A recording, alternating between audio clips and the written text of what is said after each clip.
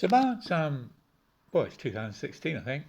I started getting fascinated by the differences uh, between humans and felt to do an actual study. And I became extremely aware that there's those four living beings, and that's in Ezekiel 1, Ezekiel 10, Revelation 4. The Feast of Tabernacles itself demands that the booths, the individual little huts, booth things, be made from four types of wood. And they describe what these categories of wood must be. And then, of course, theologians have long said, well, it's extraordinary because the gospel writers themselves have strong comparisons with the living beings, the faces of the living beings. So I started looking into all this, and today this is really the side of things where the Marks and Lukes, who really represent half the human race, whether male or female, this is the major block that they are causing. Matthew types, who tend to be leadery and people who bring order, and they have this large scale view of things and all that kind of thing. They usually end up as the CEOs or whatever. They're actually looking to us, to the rest of society, and a lot of them are getting cheesed off with the 80-20 principle, Pareto principle. Have you heard of that? So that 80% are inactive and only 20% are active. I'm saying that in the third stage of growth, if we have third level Christianity, this will be completely bypassed, irrelevant. And our model is surely Acts Jerusalem Church, the first church that ever appeared and the one built by Jesus Christ himself. For some reason, we don't take it seriously. The fact that Jesus Christ, who paid for all of us to be saved, built this first church. And nobody anywhere on earth models what Jesus actually built. Isn't that incredible? Well, you see the Matthew characters, they get frustrated by how inactive things are. That there is a side of them that wants to be the top of everything. They want to run everything. But there's another side of them that gets sick of the passive slope shouldering. And they can see that in the populations. Well, no small part of that is the Mark and Luke quartile. And John's as well, but there's a real block going on. It's not too massive for God, but the Mark and Luke blockages are immense. They represent 4 billion people. Here's the thing. The one accepted method of converting the earth is called this: the folly of preaching. Some people were called ranters. Around, was it 1400s, 1300s? They were called ranters.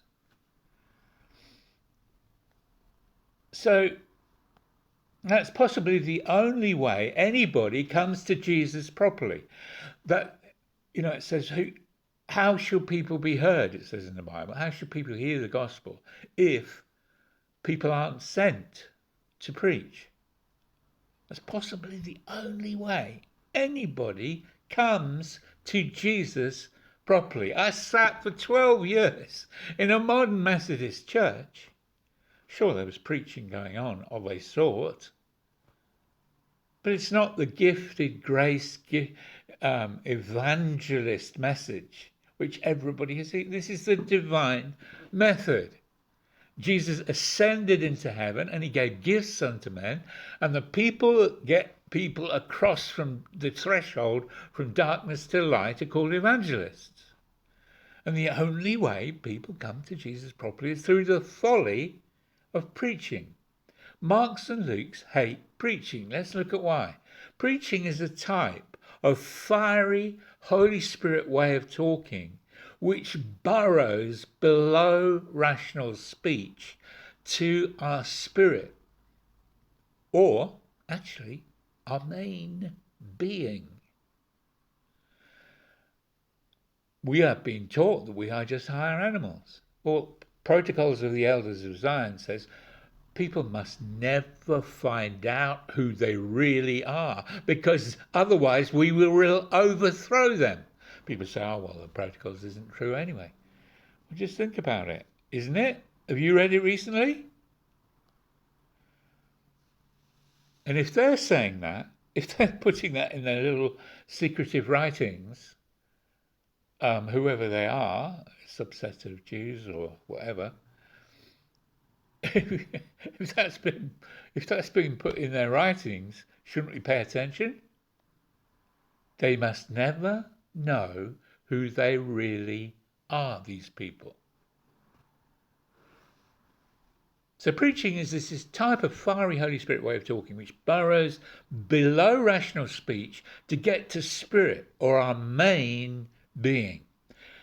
It has great similarities to the parent finally exercised beyond limit by their particular offspring, repeatedly making the same mistake and causing the same damage to either themselves and to the collective reputation of the family or the money of the household to fix up the problem. The type of speech required can't be mind to mind. That hasn't ever worked.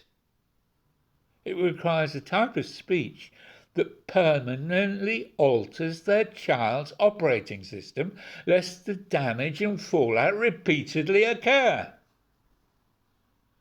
Now bear in mind, we are now in Proverbs 26 territory. It says, a whip is for the horse, a bridle for the donkey, and a rod for the back of fools. Leviathan, or Satan as me, inside the Genesis 3 problem, is a massive force. It covers the mind with a deception that thinks those actions are acceptable. Somehow the parent has to cross that darkened mind and reach the person's inside. A donkey only needs reins, that's spelled wrong, isn't it? Reins. A horse needs a whip or a switch, and the whip for the sound. But humans infested with the Genesis 3 platform require a whole 1 inch by 1 inch rod. How can I get through to you? How can I get it through to you? Says the parent. Now, externally it appears as angry speaking or shouting, but it's coming from deep within the parent, from their will, in fact. Enough is enough. I will not have this. Things will change from right now. So here's the problem with Mark characters in the third level. All their lives they've found this even keel of existence, that as long as they do a certain amount of good, then in the scale of justice they are due a certain amount of what they want to do. People find them lovable. They complete tasks. What's not to love? They fill our churches. They are not born again, many of them. Or if they are born again and baptized in the Spirit, like one American lady I addressed with the truth of Romans 6, that we have in fact died, she couldn't see what she was doing wrong. She was witnessing to people on the street she met. She was foremost in meetings. She was up for all the prayer activities, but it was all covering for something.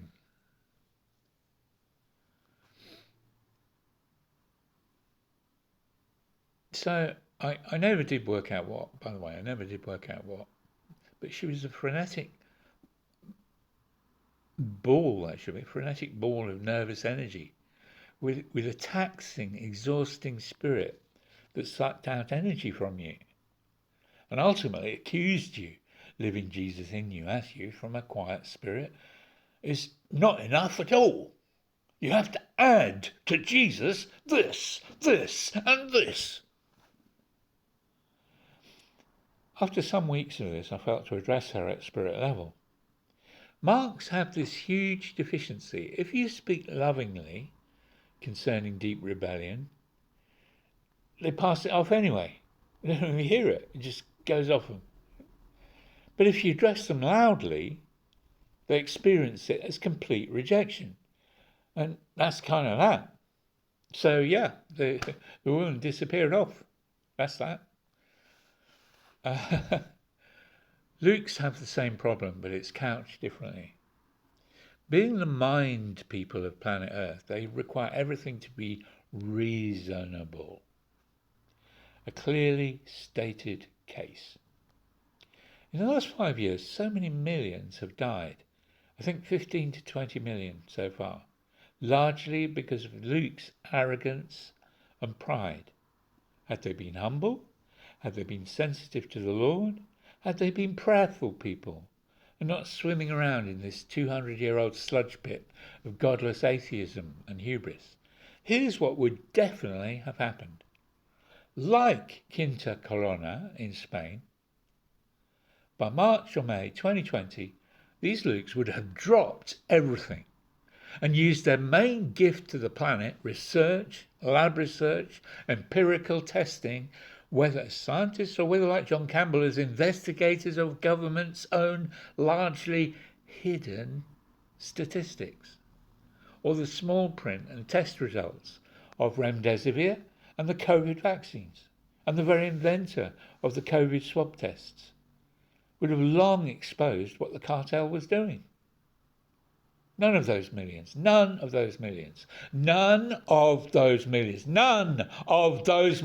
would be dead. BBC and main media would have been exposed as paid off by Bill Gates. Gavi was already exposed by 2020 as 34 completely incestuous individuals of pharma connected by pharma, Bill Gates and Microsoft. The minutes of Common Purpose, read out by Carolyn Stevens 6 months later, because it was in May as well, a Chatham House Zoom call, would have been taken seriously. All this occurred before the first vaccine was ever administered in December 2020. Lukes are barricaded by their own mind from truth. Marx regard all negativity as evil, even reproof. This verse below is written almost exclusively to Marx because, unlike the other quartiles, they cannot equate any negativity at all with anything but evil. For whom the Lord loves, he reproves, even as a father corrects the Son, in whom he actually delights.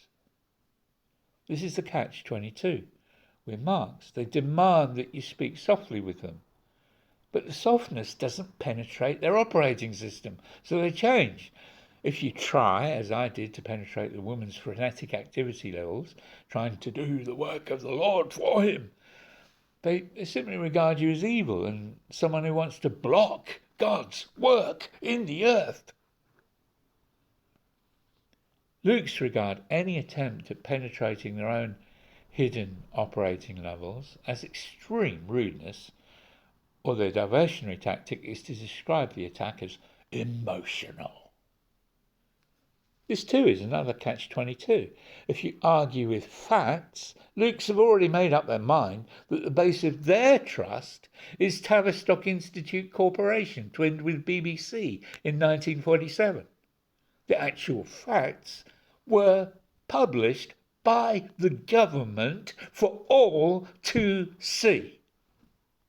The batch numbers of the vaccines clearly demonstrated that these handful of batches, which were causing the majority of deaths, appeared deliberate, and were delivered widely so as not to attract suspicion. This is one of the largest smoking guns. And even after these proven statistics, the vaccines were not immediately removed. The catch-22 with Luke's is that they will quite willfully choose the facts, in inverted commas, that support their incomes and their reputation in family and society. Doctors, nurses, and care workers have deliberately murdered people rather than trust the Lord with their lives. Any attempt at raising our voices with Luke's is perceived as hysterical emotion. In the flesh, and a lot are, having chosen the Enlightenment position that there is no God, that men are their own arbiters of wisdom and facts, Luke's demonstrate what they are, some of the most dangerous parts of the population, together with the ever-compliant Mark quartile, who simply choose the path of least resistance. So this is the great third-level challenge, huh? Not only does every person need to be born again of the Lord, as in John 3, not only does every person on earth need to be a supernaturally equipped part of the priesthood. This is John chapter 4, where he's talking about the wells of the Spirit blasting out from the inside to overthrow principalities and powers here. But even that's insufficient. Third level is the innermost depths of how the Lord's Prayer unhitches every aspect of Genesis 3, Satan as me connection. The Pentecostal and Charismatic churches, far from being the answer, were a very part of the 20 million deaths and the shutting up of family members in hospitals and care homes to die alone, abandoned. Caroline Stevens had announced already United Nations Common Purpose statements on exactly what COVID always was and what its introduction was for. Its true nature is described there by United Nations. Hidden away, common purpose. And why they were doing it, which was for the vaccines, which was for the contents of the vaccines, which are locked away, remember. We were never meant to know, which is again anti-Nuremberg. It has to be willful consent. Anything touching our bodies has to be willful consent. And it can't be willful consent when before the world, 7, 8 billion people, they clearly showed it was being locked away. This was a test. This was a compliance test.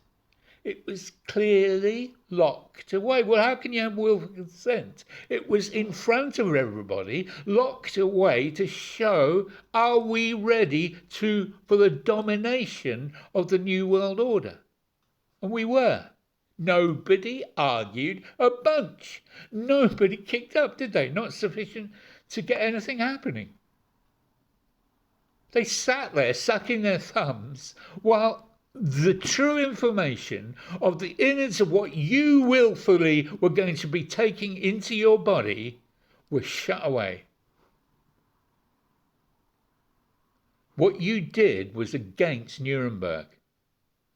What you did, and of course it matters because it is our own bodies, but actually what you were doing was a crime.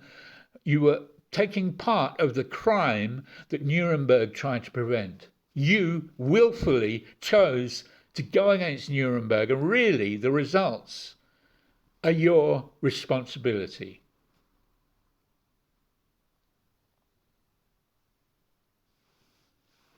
And this was all announced, you see, ready for anyone to look at. Caroline Stevens was there for anyone in the world to see. She was reading out the most important information in 2020. You haven't heard of it. You don't even know of it, do you? Charismatics and Pentecostals as well.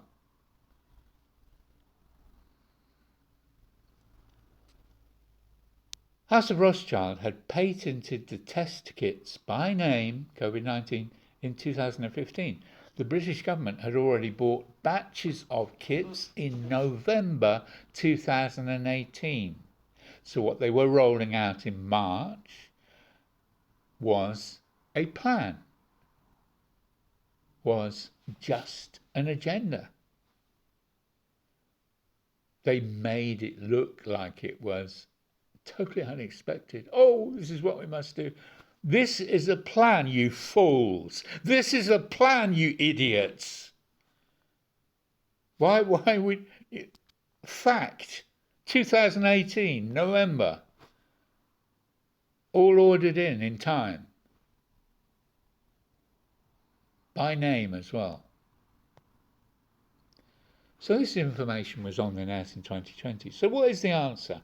It's the same as in Holy Spirit meetings when people are following him, and even more so in revival presence. It's learning that walk 24/7. It's being circumcised of heart, as in Jeremiah 31 and Ezekiel 36 show.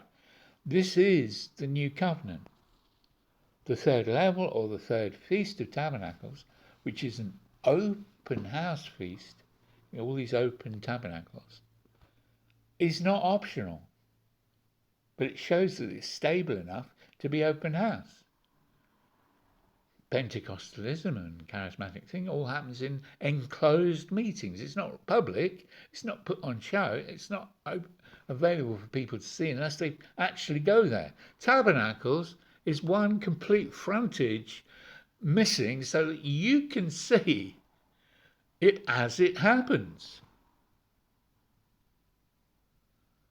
This supernatural God of pillar of fire and pillar of cloud has now become Emmanuel, God with us. He comes home to us and us to him.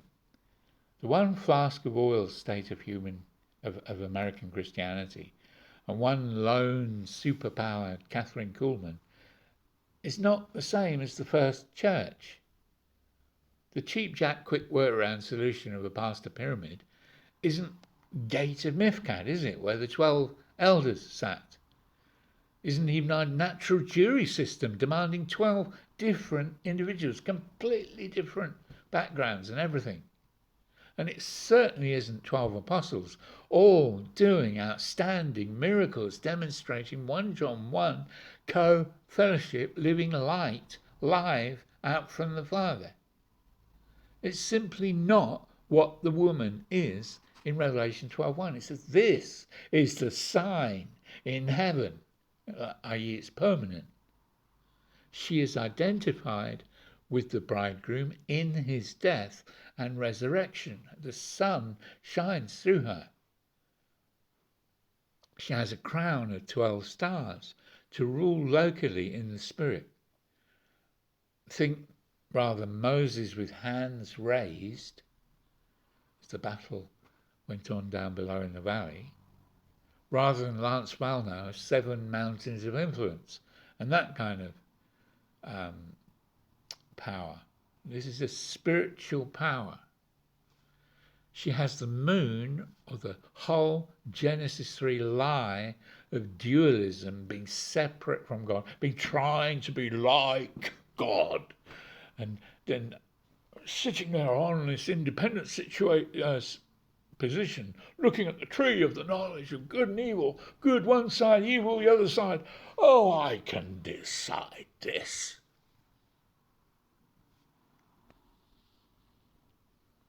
Jesus in me, as me, in my form. Not a 2-minute prophecy, but a God story being prophesied in my very life. And that's not a new thing. That's what our 1,000 Bible pages are. All of us have this unique life. God's doing this unique thing through us. We are here to learn what doesn't work and what does work.